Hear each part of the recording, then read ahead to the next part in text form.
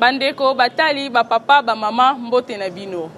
Boyei malamu na magazine na bino talatala Congo News o ememelaka bino basango pokwa nyonso. Tika ete kimia na nzambe ezala na bino. Tofongola basango na biso na politique.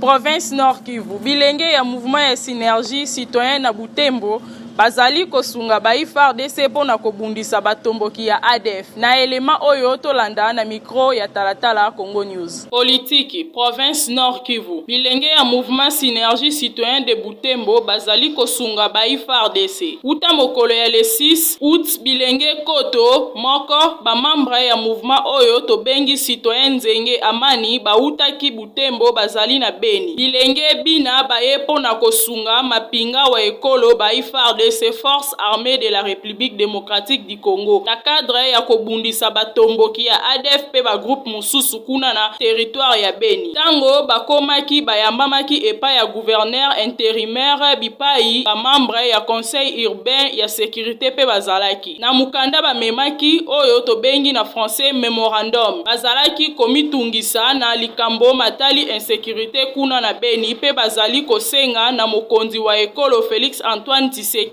a autorisé formation moko militaire pour na bango. Selon malmolobeli na bango mwana mboka Prince Kambale Musavuli. Boye balisusu ke mokonzi wa mapinga komanda ya secteur na maematali opération Sokola 1. Général Major Peter Sirimwani andimi pe asengi na bilenge bazala na bomoko pe batala direction se moko oyo ekosilisa insécurité kuna na STP lisusu basanrole na armée. Na sima ya masolo na bango bilenge bazwaki nzela ya Oisha chef lieu ya territoire ya Beni bipai wapi bakendaki ko kabola mawa na mabota oyo bakufelaki bandeko na bango na sima ya ba ataki ya ba tomboki ADF. Totikala kaka na politique. Ndeko Delice Sanga na groupe na ye de 13. Bakendaki kokutana na sim o bazotala makambu etali maponami ya 2023. Na elema oyo bozwa na micro ya talatala Congo News.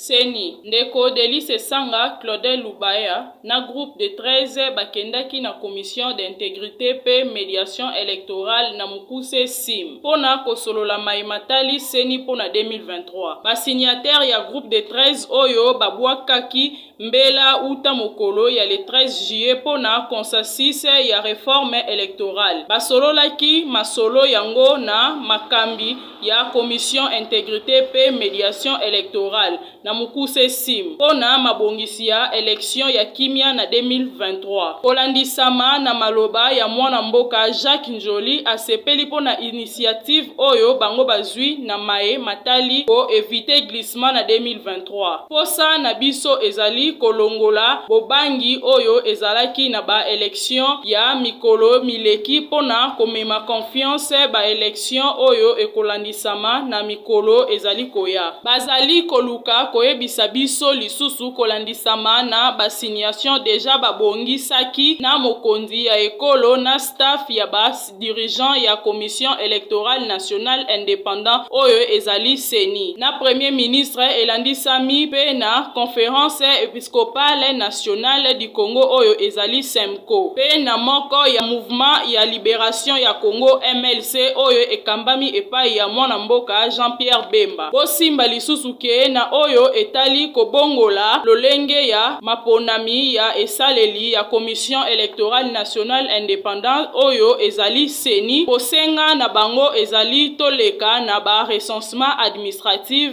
tokolikia ete démarche oyo ya groupe de 13 bazali kosala ekosuka malamu pona maematali maponami na seni. Tokei na société, éducation Congo Central na komilengele pona bozongi ya kelasi na ba église.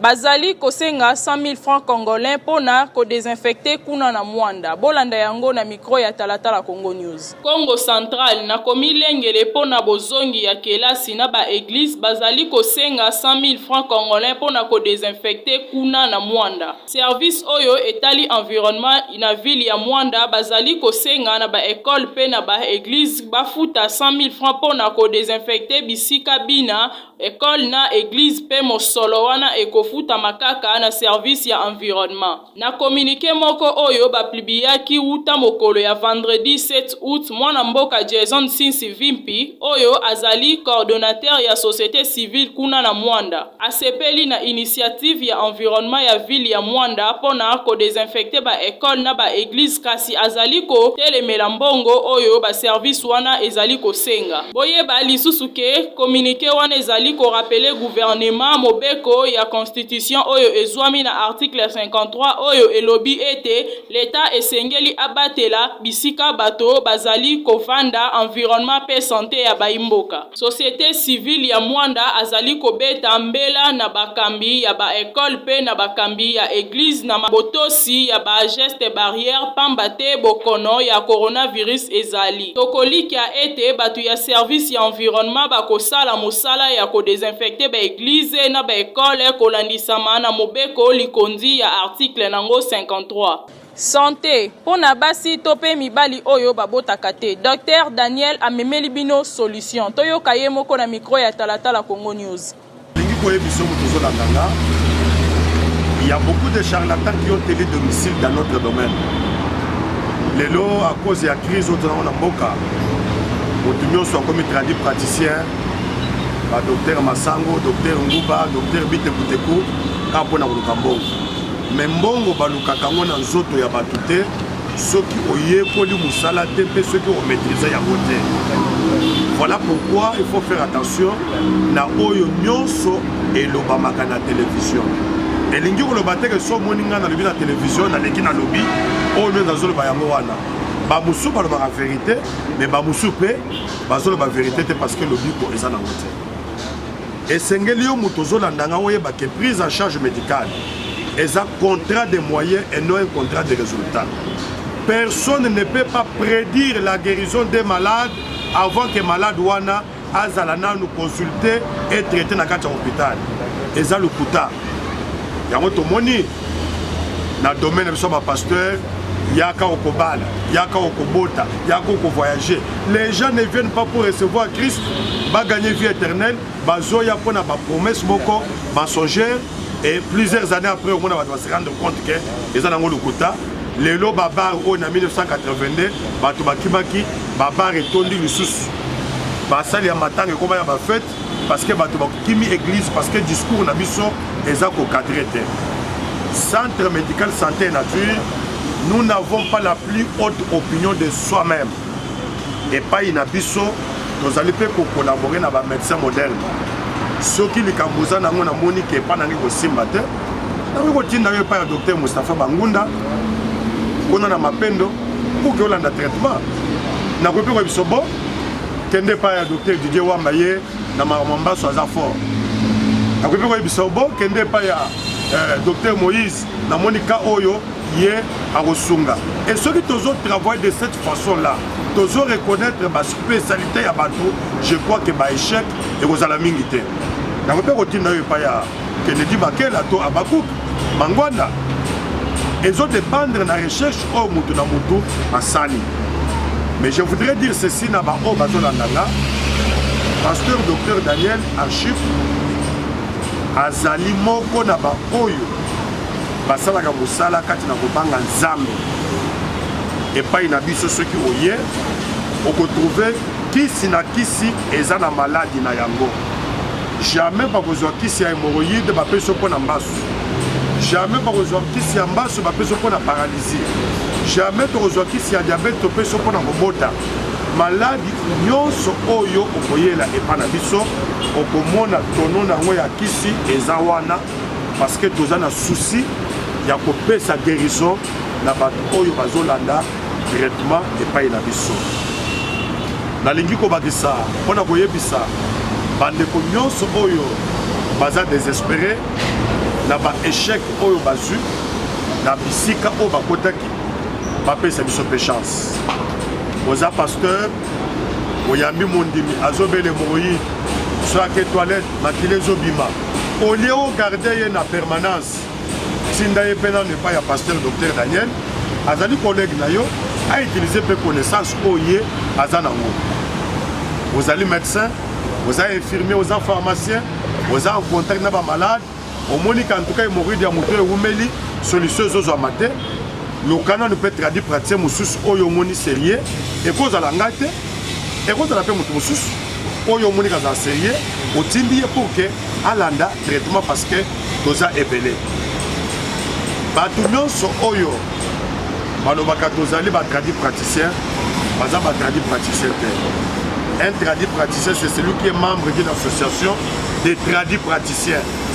Toza na INAGECO, toza na APC, toza na Bokoko, toza na Herbo Pharma, toza na Coprodipo, toza na Itraco, toza lipe na RCI oyo pasteur docteur Azoyamba lokola président national. Yo traduit praticien oyo za na mikanda te, oyebi te ndenge bazwaka yango, oyebi procédure na yango te, okokipe ko contacter pasteur docteur Daniel pour que asunga yo ozala reconnu par l'État congolais en tant que traduit praticien. Traduit praticien azali oyo azana licence de l'art de guérir, oyo azali signé na secrétaire général à la santé publique. Mais biso ba musu tozaki chance ya kosala ba formation na OMS, tozoli yango ba brevet, na super chance ya kozala na brevet ya institut de recherche en sciences de la santé et ceux qui oye bokomona yango, c'est-à-dire que tozali vraiment ba expert na kati ya mosala oyo. Bandeko nalingi ko insister sur l'adresse ya centre médical santé et nature. Papa, maman, yaya, leki, noko, tata mwasi, ozotungisama na hémorroïde. Otamboli mingi, ozola ngo solution te. Mais kapenano, na centre médical santé et nature, ota la efficacité ya kiso babengi marteau, ota la puissance ya nzambe o ndenge aza kosala à travers l'instrument inutile, pasteur docteur Daniel. Nga nazalaka instrument na maboko ya nzambe, nasalaka oyo nzambe atili nga nasala. So namoni ke ka wana akoka na nga te, nakoyebisa te yo namoni okende pa papa Kazati, namoni okende pa ya papa Ngoyi par exemple, to papa Nyeka, namoni okende pa papa Utudi parce que ka oyo nga asalaka ngo te. Donc c'est ça l'honnêteté na musala ya kimunganga. Musala na biso médecine traditionnelle, ezali science exacte te, ezali science ya recherche. C'est pourquoi santé nature médicale to fongolaka ba centre belé na commune périphérique pe na ba province pour na kozala en contact na ba villageois o baza ba détenteur ya connaissance ya médecine traditionnelle. Soke na Mbandaka 1 avenue Busungu numéro 52 okuta santé nature ezalaki wana. Soke na Mwanda arrêt le Baoba okuta santé nature ezalaki wana. Soki okena Kimpoko okuta santé nature ezalaki wana. Soke na Kinkole okuta santé nature ezalaki wana. Donc totambola soke na Brazzaville au cellé numéro 120 na arrondissement ya Mongali bakoyebisa oke depuis 2000 pasteur docteur Daniel déjà azalaki awa.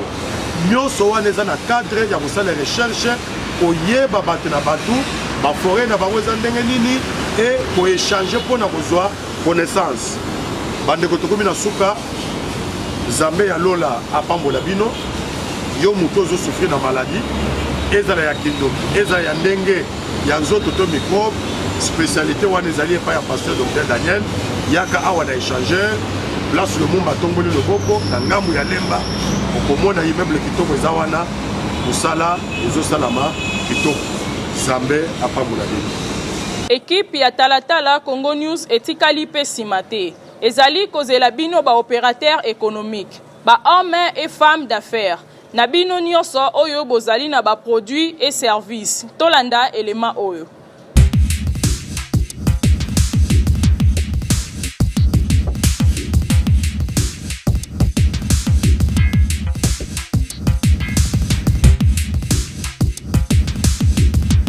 Eko babolingo bana ekolo Congo mbote na bino merci mingi parce que bozalaka toujours ebele ya kotala magazine na bino Talatala Congo News oyo ememelaka bino basango pokwa nyonso et puis boyebi bien na moment oyo tozali koluka toujours bandeko nini oyo baza kosala moi quelque chose pour mboka na biso ekene liboso na etali économie nango na yango lelo na oyo etali invité ya magazine na biso toza koyamba moko ya Congolais oyo aza ko développer oyo eza soki société eza soki agence eza soki compagnie to koyeba bango babengi dab.video parce que bino bozo mesana mingi kaka na YouTube na internet mais lelo toyambeli bino bakondi ya dab na bango nde to échanger sans plus tarder na kokende mbala moko pesa mbote pe ko pesa liloba na ndeko Paul oyo azali chargé ya management ya compagnie oyo po a pesa biso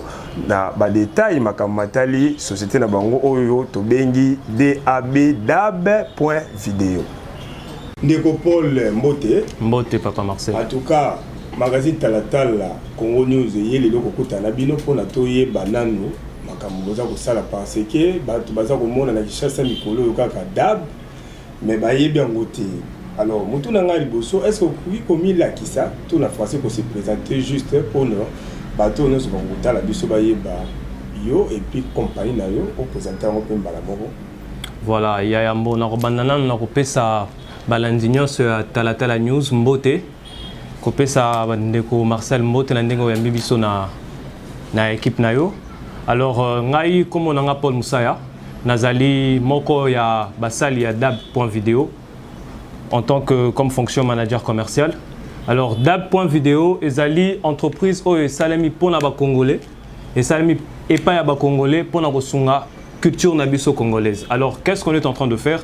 Toye ko sunga tout art culturel na niveau ya vidéo o nyonso akoki ko transformer œuvre na vidéo et à la musique et à la cinéma et à la théâtre et à la émission télévision de façon que yo en tant que auteur ya vidéo okoka ko vivre na eloko na yo dab.video ezali o babengi na français plateforme de vidéo à la demande par abonnement. Alors nous sommes là pour na ko sunga bandeko nyonso o ya monique aokoka ko teka musique na été o azokoka ko vivre na œuvre na été yango dab ayeko sunga peuple congolais mobimba de partout dans le monde bakoka ko vivre na ba œuvre na bango et de façon très rentable pour que économie na biso culturelle et avancée qui ne paye de bosso. Ya solo ndeko Marcel ba plateforme eza belé na mokili. Eza belé o totanga wana mais le ce qui initiative congolaise et pour na ko sunga ba congolais c'est parce que ba o nyoso toyebi wana eza ko sunga vraiment ba artiste na bisoté. Aujourd'hui tozo ka ba te belé bazolo ba makamba ba vu makambo ba nini par-ci par-là mais ce sont des vues qui ne sont pas rentables. Et même si c'était rentable ozo ba que belé bazolo là parce que rentabilité wana eza vraiment significatif par rapport ya notoriété au bazanango. Alors au dab ayeko mima. Vous savez il y a plus de 15 ans sur le marché de la vente na Congo na biso ba artistes bateka le souté. Et à la cinéma, et à la musique, et à la émission, et à la théâtre, bazoko kasiko tekate. Inayango dab ayeko palier na problème wana na société congolaise pour na ko sunga ba artiste na biso bateka. C'est-à-dire tu vends, tu as un retombé directement financière au ezako ça là que œuvre na s'est retrouvé. Dab ezo sunga tout artiste tout auteur de la vidéo a ko vivre na vidéo na en vendant directement sans penser par des conditions et belé net placé côté car bah condition non dab tu places tu ne payes pas et on s'entend sur base d'un contrat très simple et puis on avance. Exactement comme dans la question à Liboso dab et a fonctionné partout na RDC. Déjà pour votre information tous en appel au réseau Tanaba Beni Naba Ituri pour dire que partout où nous allons partout où nous sommes partout où vous êtes, de partout où vous trouvez en République démocratique du Congo, dès que vous avez accès à Internet, vous avez la possibilité de abonner à DAB. Nous avons des contacts à l'intérieur et à l'intérieur du pays. Nous avons signé un contrat pour dire que DAB, place si vous avez accès à Internet, tu sais consulter DAB très facilement. Deuxième question par rapport à contrat. Nous proposons un contrat très simple, gagnant-gagnant. On te propose tout simplement un simple pourcentage. On va se sentir très à l'aise. On a quand même na billet à télévision. J'invite toutes les personnes. Je pense qu'on peut ça coordonner pour que naïb sabango comment est-ce que nous négocions le contrat. Exploitation exacte, auteur et vidéo, aza kolo œuvre nae, yemoronde a vivre na œuvre nae pour que to donc au niveau à contrat tout est gagnant-gagnant. L'auteur va se retrouver impeccablement sans beaucoup de soucis, sans beaucoup de remords pour banda dab vidéo na simano. Voilà, le paiement, tous en a deux types de contrat. le contrat classique et le contrat premium. Mais moi, je préfère beaucoup plus représenter le contrat premium. Au réseau, c'est là que l'artiste Yemoko, il sait vendre son œuvre et il foutailler un mois, dans un délai de 30 jours. Son œuvre est dans sa plateforme. Au bout de 30 jours, 10 jours, il y a audit et les 40e jours, tu es payé. Et tout en sachant que Ertozo, c'est la 30 jours, on a les 2 jours où il y a intervalle, on a comptabilité dans les autres, toujours parce que c'est ton œuvre qui est consommée par tes fans, c'est ton œuvre au Batubazo Landa. Donc la sécurisation, elle est vraiment garantie pour tout le monde. Alors, peuple congolais, mes chers compatriotes, vous voyez que tu souffres au niveau culturel. Alors, ceux qui ont dit que aux cinéastes, aux grands artistes, jeunes talents, aux musiciens, aux journalistes, aux chaînes de télévision, au moins que l'œuvre n'a pas avancé de sauter, aux autres côté parce que c'est évident, nous vous invitons tous à venir placer vos vidéos dans la plateforme autobengi dab.video. C'est la plateforme du moment, la meilleure innovation de la RDC en ce moment. Et venir en appui de la culture nabiso congolaise. Si vous voulez nous contacter, c'est très simple. Vous pouvez le numéro 082 94 585 878 na bandeli 082 94 85 878 ou soit vous pouvez commander la biso na compte na biso réseaux sociaux Facebook qui est Dab Entertainment vous tapez Dab Entertainment numéro à contact les gens comme la biso to koyeba ko landa yo ko répondre pardon même na niveau Instagram dab-film vous toujours contacter biso pour que vous allez avoir renseignement. Donc j'appelle en tout cas tout le monde, tous ceux qui nous suivent de partout, base à la RDC, base à la Liban d'Amoura, tant que Oza Congolais, viens placer ta vidéo pour que Sima, on se retrouve, on les lara la mabangate main pour que œuvre na yomoko, on vivre nango et botaba mouma o esengeli parce que c'est ça la culture, nous devons élever la culture ensemble, consommons congolais. En tout cas, Nego Paul, merci mingi, to likake.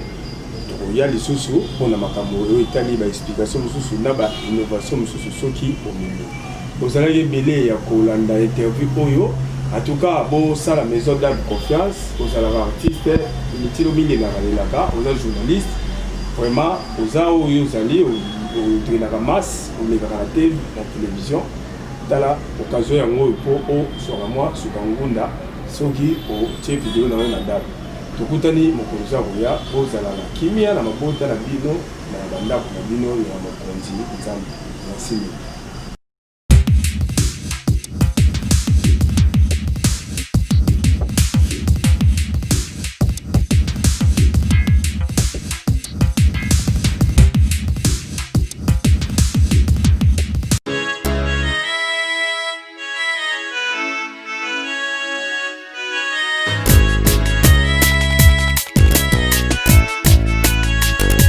Mbote mingi balandi ya exode médical diabète eza bukono bubulu yuti na ngambo wa sukali ekoti na kati na nzoto ebani ko sala musala nango evandi na kati ya makila pe evandi na masuba mais poto yeba yango ndeni koza diabétique na ba oyo bosubo bela na bino déjà mais bokendaka quelque part ozui traitement na kishwana ya mundele izo simba te na bokono ya sukali yaka na kati ya centre exode médical o izo ami na quartier Lokele 1 numéro 1 bis toyebi boyebi yango dia toza batakala na commune ya Matete référence na biso za ekolo Malandi so commune na Matete tuna centre exode médical za wapi to obengi biso na 089 67 19 760 089 67 19 760.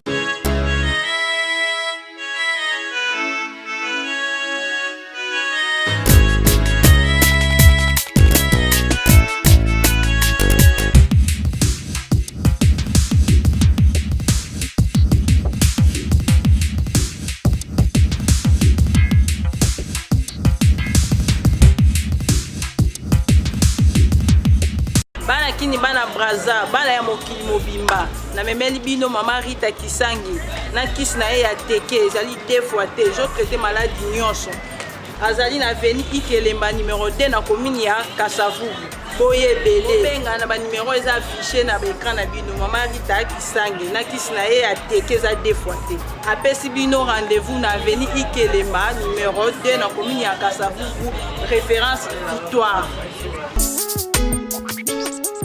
Mbote na bino ngai kombo na ngai Aminata Betu, journaliste ya magazine Talatala Congo News. Nazo ko inviter ba ser na ngai Lemba, ba ser na ngai Kitambo, ba ser na ngai ya Pompage, ba ser na ngai ya Maluku. Oza na maison, oza posa ba produit no yeba ndako leka magazine na bino ya bana mboka ya ngoyo. Magazine Talatala Congo News. Nazo bengisa ba ser na ngai baza ba maison ba produit ya ba mèche, ya ba plante. Ya bakabelo na fongo si maison kabelo ezo yebana te magazine na bino yangoyo Talatala Congo News. Bonjour tout le monde, je suis Ezekiel Kabongo, journaliste du magazine Talatala Congo News. Vous avez votre maison, votre salon de coiffure, votre maison d'habillement, votre salle de fête ou votre école. Nous sommes disponibles à votre service. Ouais, surtout n'hésitez pas sur Talatala Congo News. Nous sommes là, la qualité est notre partage.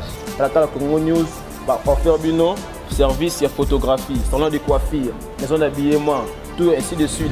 Nous sommes là pour votre service. La photo est là, notre qualité. Vraiment, tu bénis bino boya belé, tu servir bino comme il faut. Talatala Congo News. Bonsoir, directeur Sami Ngonza. Bonsoir, monsieur Marcel. Vraiment, magazine Talatala Yambio pour na to solo la mouke na o Italie DV loterie. Parce que nous ezali que DV bakati DV asusté et puis bato bazo yebate. Okoki ko se présenter no mukie kaka pour na bato ba yebiote puis oyebisa biso to komi wapi na DV loterie parce que yoza mo konti agence oyo babengi Andmax Service. Bon là monsieur Sami Ngonza, directeur général il y a Andmax Service au boye bimino nyonso 6600 visa États-Unis à la saison. Tozali ko evre na avenue Kombe numéro 23 bis na commune ya Kalamu. Makambo etali DV loterie et katanité parce que ça les allait continuer. Dit c'est boyebi problème nini o to passer na na monde pour la COVID-19. Ya ngwana na lina expliquer pour na batu que DV allait toujours na Okoba.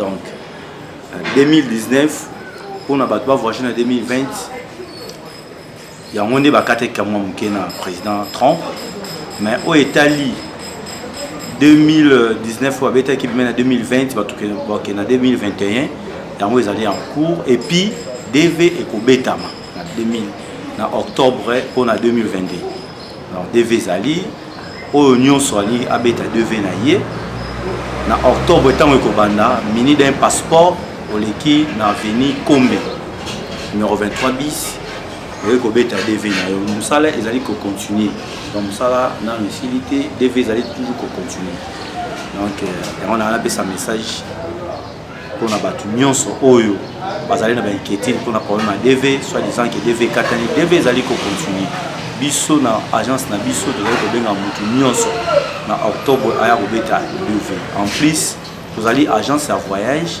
le service union sur les alliés fonctionner les alliés opérationnels et puis ce que j'ai visa na yo peut ça visa avion pe les alliés pour na avion spécial les alliés de travail OK avion pe ils ont eu sous Air France ils ont eu SN karaté voyage les alliés pour continuer mon salaire pour continuer comme ça là pour na COVID-19 donc ça les continuer bon comparaison les a bien pour Moussala qui est belé et qui est makasi donc tant que ça va comparaison bon ceux qui ont ali directeur général mo et que ça faible tant va bani ko comparer bino et que moi que ça faible donc il faut multiplier par effort pour au bomisa Moussala pour bato ba ya kana ba mongo na bango ba ya na ba makamu na bango donc il faut multiplier Moussala na yo pour qu'il n'y ait pas comparaison ya moi ça la raqué Moussala et qu'il y en avant donc c'est ça neti ngai bato ba comparanga beaucoup plus ba ya kapa nanga pour ba yebi musala nga na sala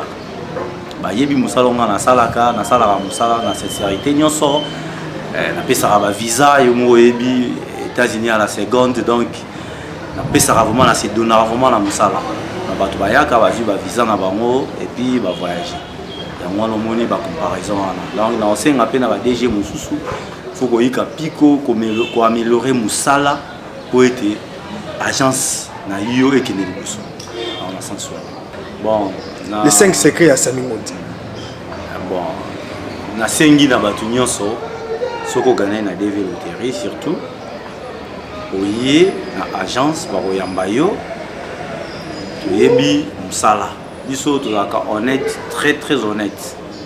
Et puis toyebi ko préparer comment mutu ako passer une interview.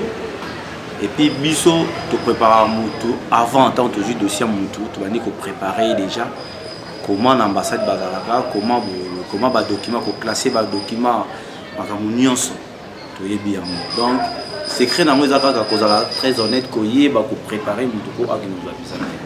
Donc secret ya munene ya mwana ezala na kisité ezala nini te ko yeba ko lakisa oyo a gagné na DV loterie. L'ambassade balobaka boye, ambassade alingaka document boye, ambassade asalaka boye, ambassade asalaka boye. Donc c'est ça, soko respecter ba principe pour ambassade asalaka. Donc c'est facile ba pesa au visa na yo au Kenya na États-Unis. Voilà. C'est ça.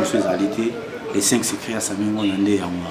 Si nabino bana kini botika la bien to continuer boya na Handmark service bota la rapé mingi zetem na magazine talatala bomona ba makamu nyonso soki oza na besoin yoka ba manini ya DV loterie faut kotala émission wana faut kotala magazine talatala ndeko yeba makamu ya DV loterie po bato ba yebisa bino bato bana États-Unis na nenga mukete Marcel Yemoro le grand réalisateur non Sami Ngonza mwana piyo ya donc nenga mukete.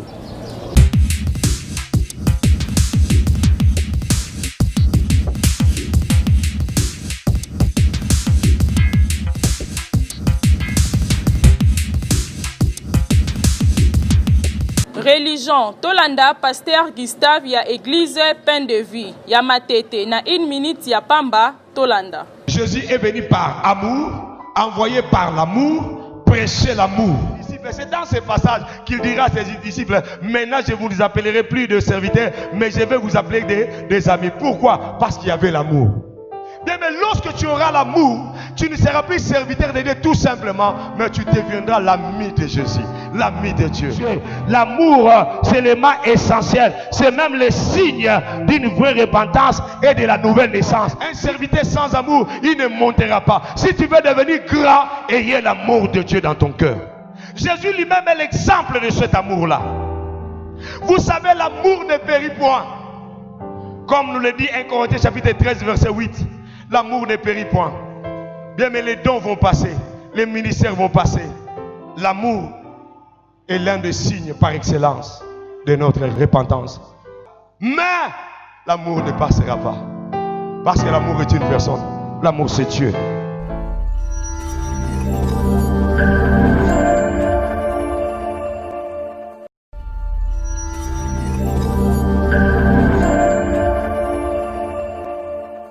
Il n'avait pas dit que les disciples vont couler.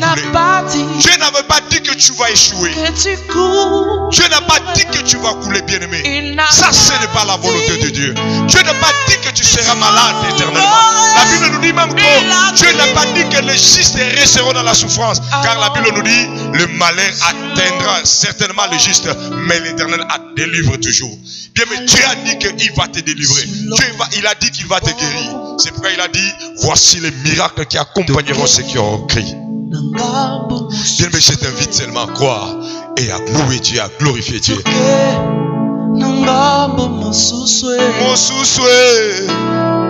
Toke nangambo mosuswe toke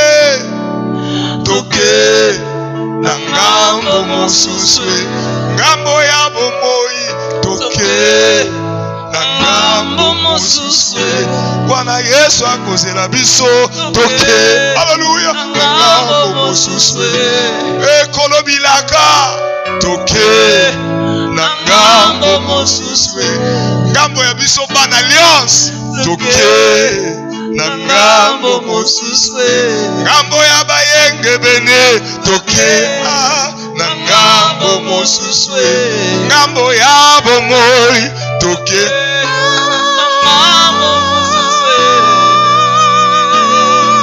toke nangambo mosuswe ngambo ya lisekwa toke na ngambo mosusu wana kopangusa pisoli na biso toke na ngambo mosusu